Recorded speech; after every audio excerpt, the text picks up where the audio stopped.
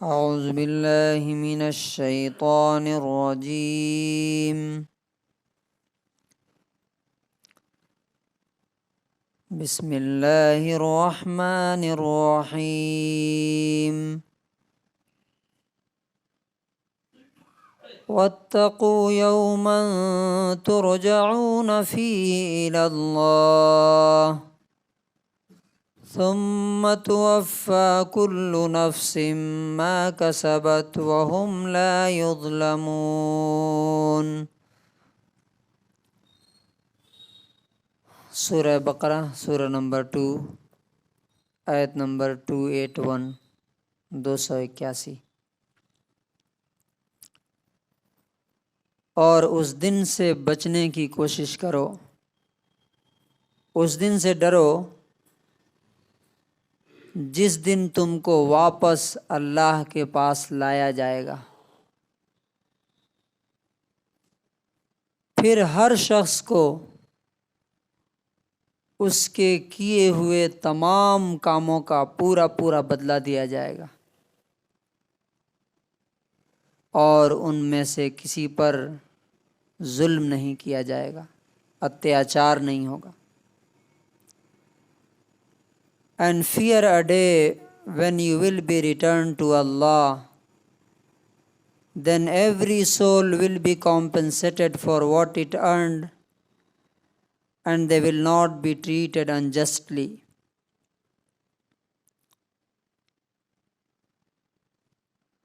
Imagine کیجئے، سوچئے کہ ایک آدمی ہے جس کے پیچھے 2 CID لگی ہوئی ہے، اور وہ جہاں جاتا ہے وہاں اس کے پیچھے وہ جاتی ہے، جہاں ٹھہرتا ہے رہتا ہے وہاں اس کے ساتھ رہتی ہے، اور اس کی ایک ایک حرکت اور ایکشن وہ نوٹ کرتی جا رہی ہے. اور ایک دن اسے کہا گیا ہے کہ سال بھر کے بعد تمہیں کورٹ میں لایا جائے گا، اور یہ پورے سال میں جو کچھ تم نے کیا ہے اس کا پورا فیصلہ کیا جائے گا کہ تم جیل کے لائق ہو یا انعام کے لائق ہو. تو سوچئے کہ کیا وہ انسان ایک سیکنڈ کے لیے بھی کوئی غلط کام کرے گا جس کو پتا ہو کہ میرے پیچھے 2 CID ہے؟ نہیں کر سکتا.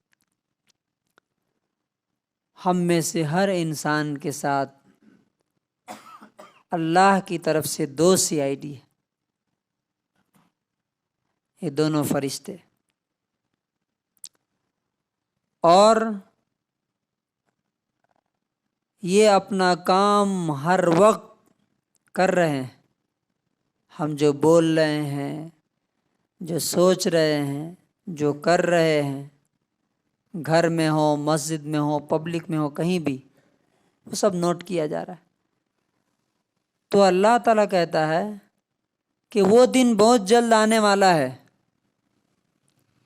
کہ جس دن تمہیں سپریم کورٹ میں پیش کیا جائے گا. یہ دنیا میں جو سپریم کورٹ ہم بولتے ہیں نا، یہ سب جھوٹ ہے، یہ سپریم کورٹ نہیں ہے. یہاں انصاف بک جاتا ہے، یہاں جج خرید لیے جاتے ہیں، اور یہاں پر سچ کو جھوٹ اور جھوٹ کو سچ ثابت کر دیا جاتا ہے. لیکن سپریم کورٹ وہ ہوگا جس دن اللہ تبارک و تعالی جج بن کر کے آئے گا اور وہ فیصلہ کرے. تو اللہ تعالیٰ نے پہلی بات اس میں کیا کہی؟ 3 باتیں ہیں اس آیت میں، کہ اس دن سے بچنے کی کوشش کرو جس دن تمہیں واپس اللہ کے پاس لایا جائے گا. واپس کیوں لایا جائے گا؟ پہلے بھی تم اسی کے پاس سے آئے ہو، جانا بھی اسی کے پاس. اچھا، یہ دیکھیے کہ یہ آیتیں صدقہ، خیرات، قرض اور سود کے بعد یہ آیت آئی ہے. اس کا کیا مطلب ہے؟ قرآن کی جو آیت جہاں ہے اس کا بھی ایک مطلب ہوتا ہے کہ یہ جو اللہ تعالیٰ نے کرنے کے لیے کہا ہے کہ لوگوں کو دو، ان پر خرچ کرو، ان کے کام آؤ، ان پہ رحم کرو، قرض دو، دوسری طرف کہا کہ ان پر ظلم نہ کرو، سود نہ لو، کسی کو قرض دیے ہو اگر وہ مشکل میں پریشانی میں ہے تو تھوڑا اس کو ٹائم دو، اور اگر معافی کر دو تو تمہارے لیے بہتر ہے۔ اب اللہ نے کہا کہ واتقوا، اس دن سے ڈرو، یعنی یہ سارے کام تم کرو گے جو اللہ نے بتائے ہیں تو اس دن سے بچ جاؤ گے، اور ان جن چیزوں سے منع کیا ہے اس سے رکو گے تو اس دن تم کامیاب ہوگے، اور اگر ان چیزوں کو اگنور کر دیا تو اس دن کوئی تم کو بچانے والا نہیں ہوگا، اس لیے کہ پیچھے بات آ چکی ہے کہ اس دن نہ کوئی دوست کام آئے گا، نہ کوئی مال کام آئے گا، نہ کوئی سفارش کام آئے گی۔ اب اس اللہ سے ڈرنے کا جو نمونہ ملتا ہے نبی صلی اللہ علیہ وسلم کی زندگی میں، کہ آپ صلی اللہ علیہ وسلم جب قرآن پڑھتے تھے تو نبی صلی اللہ علیہ وسلم کی بیوی کہتی ہیں کہ آپ کے سینے سے رونے کی ایسی آواز آتی تھی جیسے چولہے پر ہانڈی کوکر جیسے کھولتا ہے، اس طرح سے آپ کے سینے سے آواز آتی تھی۔ اور اکثر آپ ایک بار ایک صحابی کو اپنے کہا کہ تم قرآن سناؤ۔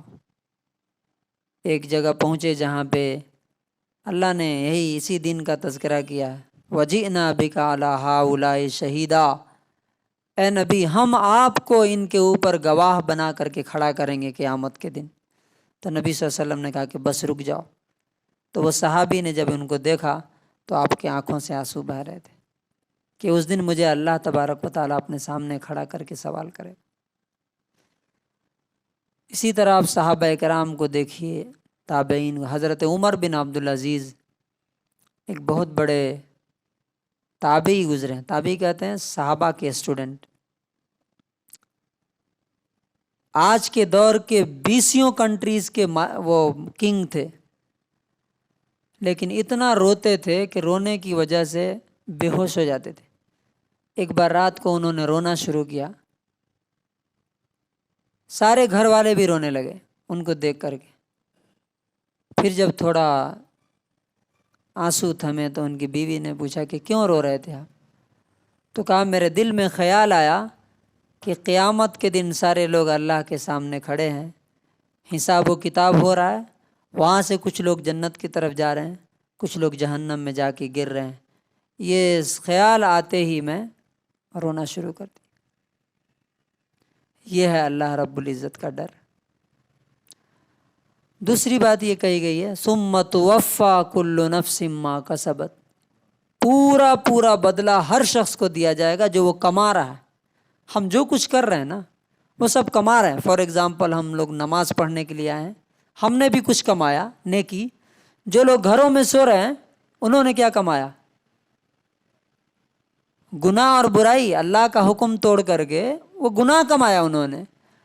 تو اب یہ کیا ہے، اب ہم نہیں جانتے کہ اس کا بدلہ کتنا ملے گا۔ ہمیں معلوم ہے کیا کہ اس نماز کا 1,00,000 بدلہ ملے گا یا 50,000 ملے گا یا 1 روپیہ ملے گا، نہیں معلوم ہمیں۔ اللہ تبارک و تعالیٰ جانتا ہے، اور وہ بول رہا ہے کہ پورا پورا بدلہ دیا جائے گا۔